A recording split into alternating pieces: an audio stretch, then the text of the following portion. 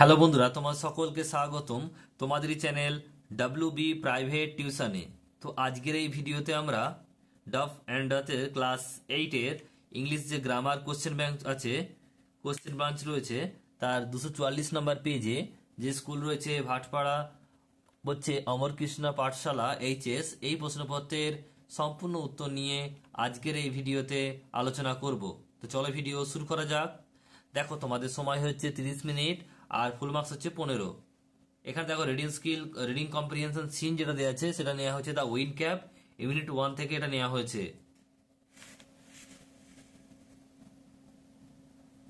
দেখো কি বলছে, এখানে বলছে now the boy whose name was John, তাহলে বলছে এখন এই ছেলেটার যার নাম তার কি John, had always obeyed his mother, সবসময় তার মাকে মান্য করে চলে।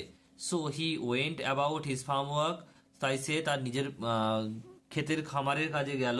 উইথ এ হেভি হার্টেড, দুঃখের সঙ্গে, বা did not again mention the sea, কিন্তু আরো একবার সমুদ্রের কথা কিন্তু বলল না। দেখো এক নম্বর প্রশ্ন কি বলছে, আনসার দ্য ফলোইং কোশ্চেন্স। একটা, why did John never tell his mother about going to C again.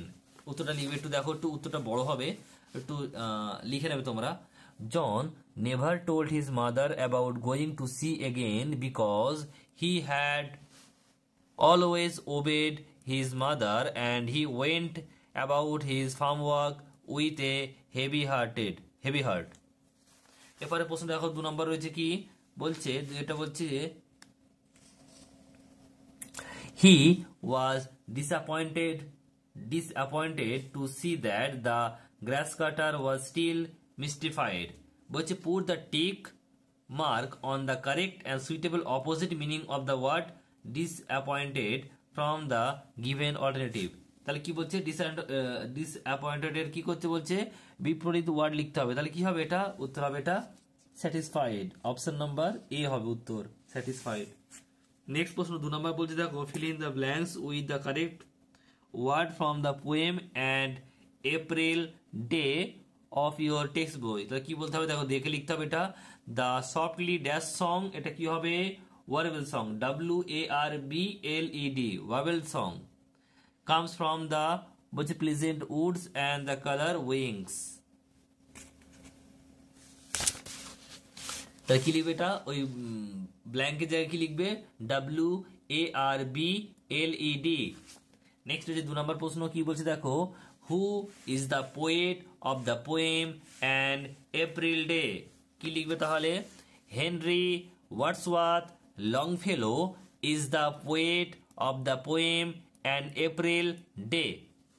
এরপর রয়েছে দেখো পরেরটা কি বলছে, পরে রয়েছে দেখো গ্রামার অ্যান্ড ভোকাবুলারি 2 দাগের ডু অ্যাজ ডাইরেক্টেড। একটা বলছে দেখো, বলছে there is one error in the sentence. এই যে সেন্টেন্সটা দেওয়া আছে, বাক্যটা, এখানে একটু ভুল রয়েছে। রাইট দ্য ইনকারেক্ট ওয়ার্ড, যেটা ভুল শব্দ সেটা লিখতে হবে, and correct word in the given in the place given. তার যেখানে কারেক্টের জায়গায় কারেক্টটা লিখতে হবে, আর ভুলটার জায়গায় ভুল লিখতে হবে।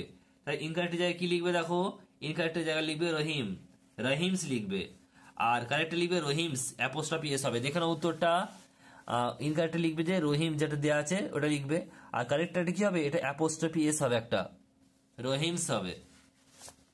নেক্সট দেখো পরেরটা কি বলছে, এরপর হচ্ছে 2 দাগে write the short form of will not. Will নটের শর্ট ফর্ম কি হবে, উডন্ট হবে, WONT হবে, অ্যাপোস্ট্রফি টি। এটা হচ্ছে উড নটের শর্ট ফর্ম। এরপর রয়েছে দেখো 3 নম্বর প্রশ্ন। 3 নম্বরে বলছে, কি বলছে, in the following sentence underline the finite verb and circle the non finite verb. Give me a chair to sit on. তাহলে এখানে দেখো, এখানে সবসময় মনে রাখবে, আর টু এর সঙ্গে যেটা বসে সেটা কি হয়, সেটা হচ্ছে ইনফিনিটি, আর এটা কি হবে, তাহলে এটা নন ইনফাইনাইট ভার্ব হয়। আর যেটা কি রয়েছে শুধুমাত্র ভার্ব, কার উপর নির্ভর করে না, তাকে বলা হয় ফাইনাইট ভার্ব। তাহলে এখানে লিখবে যে গিভ, যেটা গিভ হচ্ছে কি, গিভড হচ্ছে ফাইনাইট ভার্ব, আর টু সিট এটা হচ্ছে নন ফাইনাইট ভার্ব। এরপর রয়েছে দেখো 4 নম্বর প্রশ্ন, বলছে we should dash courage everyone add suitable prefix or suffix. তাহলে কি হবে, কারেজ বলেছে, তাহলে এর আগে কি যুক্ত করবো, আগে মানে প্রেফিক্স কি যুক্ত করব এন, এনকারেজ হবে উত্তরটা। উই শুড এনকারেজ এভরিওয়ান, উত্তরটা কি হবে এনকারেজ। তারপরে প্রশ্ন এবং শেষ প্রশ্ন কি বলছে দেখো, have you ever seen dash 1 rupee note, তাহলে কি হবে এখানে এ, কি লিখবে এখানে এ লিখবে এ। উত্তরটা দেখে নাও পরপর।